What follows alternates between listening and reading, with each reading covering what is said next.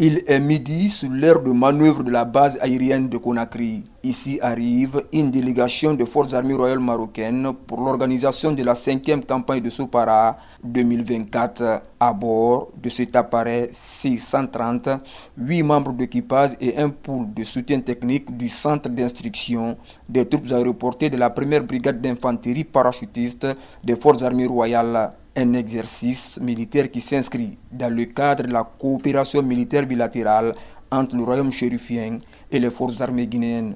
La coopération militaire maroco-guinéenne, sur haute instruction de Sa Majesté le Roi, chef suprême et chef d'état-major général des forces armées royales, que dit la FIST, un détachement mixte des forces armées royales est arrivé aujourd'hui à Conakry pour conduire la 5e campagne de saut au profit des militaires des forces de l'armée guinéenne.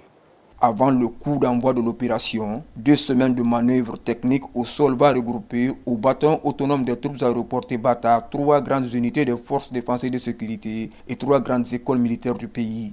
Un renforcement des capacités voulu et soutenu par la hiérarchie militaire. Ça se situe dans le cadre de l'activation et l'opéralisation de nos militaires commandos et leur qualification de tout commando doit être en mesure ici d'avoir son brevet para pour des missions qui leur assignent. Nous remercions ici l'autorité militaire depuis 2018 jusqu'à maintenant là, en 2024. Cette coopération continue à bon port.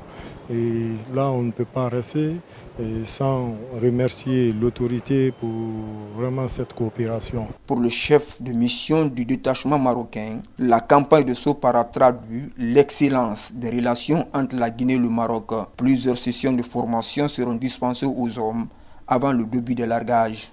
La formation sera étalée sur 4 semaines et sera scindée en 3 phases. Une phase destinée à la visite médicale aux troupes aéroportées et aux épreuves physiques. Quant à la deuxième phase, elle sera destinée à l'entraînement et à l'instruction au sol.